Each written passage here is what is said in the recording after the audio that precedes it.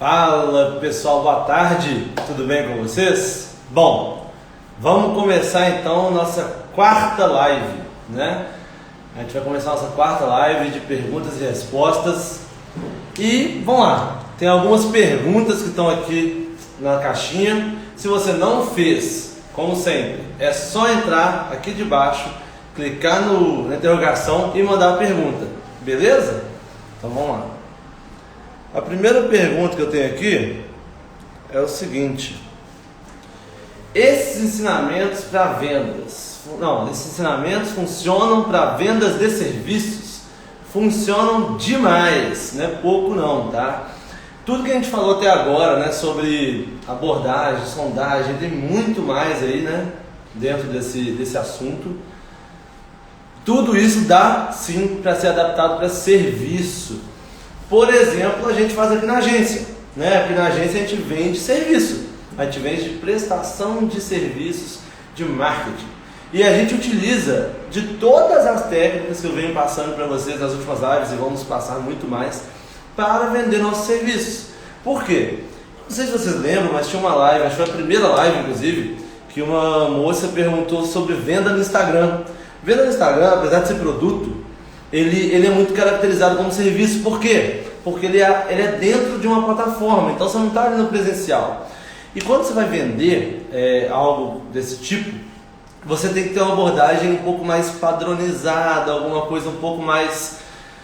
Como é que eu posso dizer? Você tem que fazer o pessoal ser padrão, entende? Então, por exemplo, quando eu vou atender um cliente aqui da agência, chega um cliente perguntando pra gente e fala assim: Daniel, vocês fazem logotipo?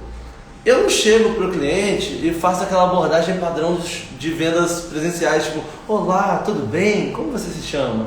Não tem como, tem que ser um negócio mais dinâmico. Então eu atendo com toda tranquilidade do mundo, todo carinho do mundo e vou atendendo. Uma sugestão: você vai vender serviço. Primeira coisa, nome do cliente tem que estar na ponta da língua.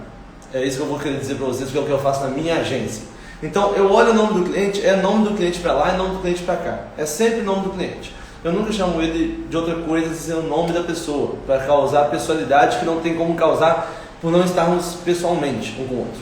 Beleza? Esse é o primeiro ponto. Segundo ponto, sondagem. Você tem que sondar exatamente o que aquele cliente pretende, o que aquele cliente espera do seu serviço. Por quê? Porque quando você vai prestar um serviço, você tem que saber a expectativa do seu cliente. Se você não souber a expectativa do seu cliente, o que você vai fazer? Essa é a questão, entendeu? Então, essa é a sugestão maior para serviço. Você tem que sondar muito bem, você tem que entender muito bem o que seu cliente espera desse serviço. Beleza? Vamos ver a próxima pergunta aqui. Trabalho em banco. Eu consigo aplicar isso que você disse por lá? Claro, eu acho que essa pergunta ela meio que foi respondida na anterior, né? Porque quando você trabalha em banco, você tem que ter um pouco de calma, porque a gente sabe o tanto que é estressante, né, esse trabalho. Mas quando você vai atender um cliente, você não vai fugir do que a gente está falando aqui agora, entendeu? Quando você trabalha em banco, a gente preza, pelo menos as pessoas que eu sempre trabalhei junto em relação ao banco, preza com um atendimento mais formal. Não adianta a gente fazer um atendimento de uma loja de roupa para quem trabalha em banco. Não vai funcionar. O que você tem que fazer é ter um atendimento capacitado, ou seja, você tem que saber 100% do que você está falando. Você vai vender um seguro, você tem que saber cada detalhe. Eu posso falar por experiência própria também de casos de vezes que eu fui comprar coisa em banco, quis utilizar de algum serviço bancário e às vezes a pessoa que estava me vendendo não sabia me responder tudo que eu precisava. Né? E quando é isso que acontece, é muito complicado. Então, assim, quando você trabalha em banco, você tem que saber cada pormenor, porque você é responsável por algo muito grande, geralmente. Beleza? Vamos para a próxima pergunta. O que faz uma pessoa ter sucesso? Olha, essa é uma pergunta um pouco mais do campo filosófico, né? Vamos dizer assim. Bom, uma coisa que a gente sempre fala, né? Assim, que eu falo para quem trabalha comigo, para quem me conhece, é que para ter sucesso você não pode parar, né? Se você parar, você não vai ter sucesso. Então, o que acontece é que muita gente acha que para você ter sucesso é muito simples, né? É só você chegar e começar a fazer, por exemplo, estou fazendo uma live, agora tem uma pessoa online. Geralmente, essa live atinge até 400 pessoas após a gravação. Mas durante a gravação tem poucas pessoas que vêm aqui no ao vivo. Então seria motivo para eu parar, talvez, porque isso presume-se como falha para muita gente.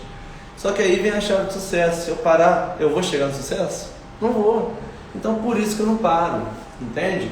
É por isso que quando a gente fala de sucesso, você tem que pensar primeiro, até onde você resiste para chegar no sucesso, entendeu? Esse é o principal ponto, do meu ponto de vista. Próxima pergunta que nós temos aqui. Quando se trabalha em shopping, qual o melhor horário? Manhã ou noite?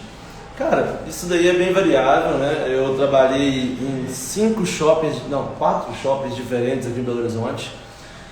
E cada shopping tinha seu horário de pico, então não dá para te falar. Claro que a noite sempre vai ter uma tendência a ser superior a qualquer outro horário do shopping. Só que vai depender muito do seu nicho. Se seu nicho for de vendas, por exemplo, para um público um pouco mais velho, tem vezes que a manhã e a tarde pode ser muito bom.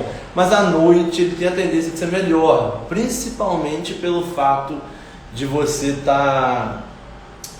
das pessoas saírem com a família, saírem após o trabalho e querer relaxar. Então a pessoa entra no shopping já com uma mente mais de relaxamento, e isso é mais propício para a venda. Quando a pessoa vai de manhã ou de tarde, ela geralmente tem uma tendência a já saber o que ela quer. Ela não vai no shopping perder tempo de manhã ou de tarde. De noite ela vai passear. De manhã ou de tarde é raro, entendeu? Então por isso que a noite costuma ser um horário melhor no shopping. Mas temos casos aqui de equipes de vendas que a gente treinou de extremo sucesso, tanto manhã quanto tarde, não só noite, tá bom? Vamos para a próxima pergunta. Por que meus funcionários não dedicam tanto tempo, não se dedicam tanto quanto eu, o dono? Bela pergunta. Vamos lá. O que você tem feito para a sua equipe se sentir parte do negócio? Essa é uma pergunta que é muito importante vocês fazerem sempre, quando você é um líder de equipe. E eu não estou nem falando só como dono, como esse caso. Eu estou falando quando você é, por exemplo, um gerente de uma loja, líder de uma equipe de vendas, ou até mesmo não tem gerente, você é um vendedor, mas que as outras pessoas se inspiram em você. Quando você está numa empresa, quando você tem um cargo de liderança numa empresa, você tem que inspirar as pessoas a fazer o mesmo que você. Não adianta você simplesmente achar que porque você é dono, você vai ficar ali fazendo, que as pessoas vão fazer também, porque não vão. A realidade dura, eu sei, mas é essa. Então, a dor de dono é uma coisa muito rara. Dor de dono é quando o funcionário, o colaborador, né, independente de qual setor que seja a sua empresa, ele sente a dor do dono, ou seja, ele trabalha em prol da empresa, não só em prol de si próprio. E o que você mais vê no mercado hoje é pessoas que trabalham em prol de si próprio apenas. Então, quando você tem um funcionário que tem capacidade de sentir essa dor de dono, valoriza essa pessoa. Esse é um dos pontos muito importantes dessa pergunta sua. Agora, por que eles não se dedicam? Respondendo essa pergunta, eu quis criar um cenário na sua pergunta, agora eu vou te responder. Por culpa sua. Eles não se dedicam porque eles não veem um motivo para se dedicarem tanto. É muito simples. Quando você tem uma equipe, né, quando você tem uma empresa, independente do ramo que seja, cabe a você despertar nessas pessoas a sensação de desejo para poder se dedicarem. Então, se você não pegar para ele e falar assim, olha, fulano, a meta, por exemplo, vamos lá, eu sou uma fábrica de salgados. Eu tenho que produzir 1000 coxinhas por dia. Olha, se você produzir 1000 coxinhas em tanto tempo, você vai ter direito a isso. Se você fizer isso, quando você tem uma equipe, né, você tem que barganhar com essa equipe. Não adianta você não querer barganhar no início. Agora, você tem sempre que ter uma liderança além de você. Uma outra pergunta que eu faço para quem fez essa pergunta. Você tem uma pessoa que lidera a sua equipe ou é você que lidera? Porque se for você que lidera, também não é o melhor caso. Por quê? Quando você é dono e você tem uma empresa, que até onde eu sei a sua não é tão pequena, você já tem posição de ter pessoas de liderança. E por que eu falo que você tem que ter a pessoa da liderança? Porque tem vezes que um funcionário, um colaborador, ele não sente a vontade de conversar direto com o dono. Ele está passando por algum problema, ele tem alguma dor de cabeça, e ele não quer chegar direto no dono e repassar isso para ele. Por que ele não quer? Porque ele sente que o dono ou está em outro patamar, e aí ele acha que não vai ser legal a conversa, ou ele acha que o dono não vai ligar. Então, quando você é dono, você tem que ter ali alguém em transição, aquela pessoa que vai representar a vontade da sua equipe e vai representar a empresa perante a equipe. Então, por que esses funcionários não se dedicam tanto quanto você? Porque faltava você ouvir essa resposta. Agora é só você aplicar, beleza? Bom, eu tenho mais uma pergunta aqui que eu vou responder. Não sei porque não deu para compartilhar. Eu queria falar para vocês sobre o detalhe da venda. É o seguinte, eu vejo muitas e muitas pessoas falando assim: por que eu trabalho tanto e não vendo? Porque você trabalha errado, né? Eu queria muito pedir para quem está assistindo essa live que assiste as outras 3. A gente está fazendo live curta, são de 15 minutos no máximo. Então vale a pena se assistir. A gente tem batido muito na tecla sobre abordagem, sondagem. Por enquanto os 2. A gente vai bater agora em objeções, apresentação de produto, fechamento experimental, fechamento final, pós-venda. São as etapas da venda. Então se você está aqui acompanhando a gente, dá aquela moral, curte, comenta, salva, compartilha. Vamos embora e muito obrigado. Até terça-feira, hein? Tchau, tchau.